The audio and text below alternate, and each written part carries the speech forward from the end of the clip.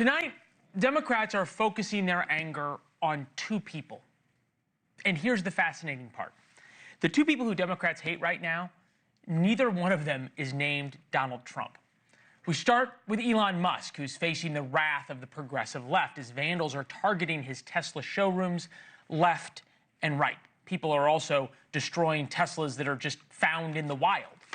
Meantime, Senator Chuck Schumer is now a target of his own party. Multiple Democratic members of Congress say Schumer needs to go. Glenn Ivey of Maryland, I think one of the most principled Democratic members of Congress, delivered a firm demand, an order perhaps, to Schumer. And that was followed up by an Illinois congressman.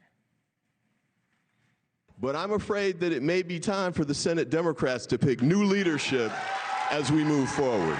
Yes or no, is it time for Chuck Schumer to retire or step down?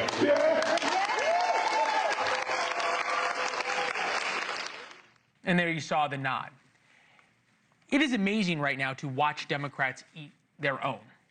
Again, this is the exact same treatment President Biden received, and we all know how that ended for Democrats. And Democrats are furious with Schumer because he didn't fight Donald Trump at all costs. Instead, Senator Schumer, to be fair, put long-term political interests, and to be even more fair, he put the country ahead of just fighting Trump. Picked his battles, you might say. That's what leaders do. And now he's getting shellacked for it by members of the Democratic Party in Washington and beyond. Obviously, Chuck Schumer and I did not agree. I think Chuck Schumer is wrong. It's not helpful when people see the House voting in one direction and the Senate voting in another. I mean, I'm disappointed about what happened. I think we gave up our leverage. I myself don't give away anything for nothing. And I think that's what happened the other day. I think it is a huge slap in the face. I think Senate Democrats have to sit down and take a look and decide whether or not Chuck Schumer is the one to lead in this moment. Chuck Schumer has been in this position too long. I think it's time for fresh ideas. That last person there was former presidential candidate Dean Phillips, also a former Democratic congressman. He's going to join us in a minute with his assessment of where the Democrats should go next. But before we get there, we have an important point to make. The attack on Elon Musk by Democrats, just right there, perfectly explains everything that is wrong right now with the Democratic Party. And that's our Why It Matters segment tonight. Rooting for America, rooting for American companies, wanting America to do well, should unite us. It's a very simple concept. It's one of the great things about America. This should not be a partisan issue, but it is. Take Governor and 2028 hopeful Tim Walz of Minnesota. Here he is talking about Elon Musk's Tesla stock. So I know it's a dark time, but I was saying on my phone, I don't know, some of you know this on the iPhone, they've got that little stock app. I added Tesla to it to give me a little boost during the day. 225 and dropping. So. As of the start of this year, Minnesota's retirement fund owned more than 1 million shares of Tesla stock. So Walz hates Musk so much he's happy his state's retirement fund is getting crushed.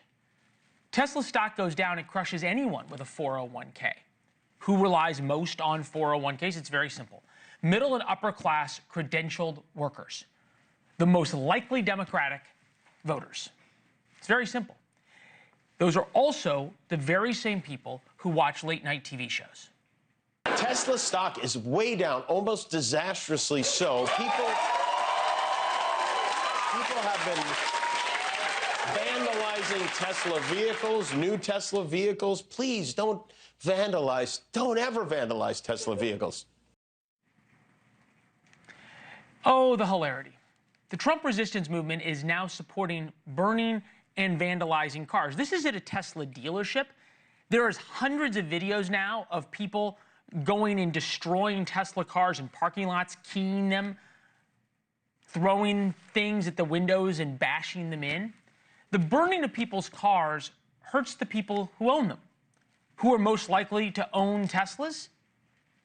Walz voting and Kimmel watching credentialed elite. So, of course, Republicans didn't like EV mandates and made fun of Teslas. And Republicans giggled all along. We did segments on the show when these cars didn't work in the Chicago winter. And yes, Republicans boycotted Bud Light because of the Dylan Mulvaney trans ads. But what we're seeing right now in America is different because leaders of the progressive movement are celebrating the pain of Americans. Somehow people hate Donald Trump so much they're cheering when their retirement funds get hurt. That's fine. If everyday Americans want to do it, go for it. But Tim Walz is a leader of his party. He wants to lead Democrats, and he's cheering when his state retirement fund gets hurt. It's morally wrong, but that never stopped politicians. More importantly, for Democrats, it's just bad politics because it turns Musk into a victim. I always thought the left, or Democrats, were supposed to be the party of empathy, the party of caring, and yet they're burning down cars, they're firebombing dealerships, they're firing bullets into dealerships, they're just, smashing up Teslas. Tesla is a peaceful company. We've never done anything harmful. Yes, progressives and liberals loved Tesla and Elon Musk during the climate justice wars of a few years ago. But the rules have changed because if Trump is for it, Democrats must be against it. Consequences or effects or the American people be damned. It's a lesson that both Chuck Schumer and Elon Musk are learning together tonight. Thanks for watching. Go to joinnn.com to find NewsNation on your television provider.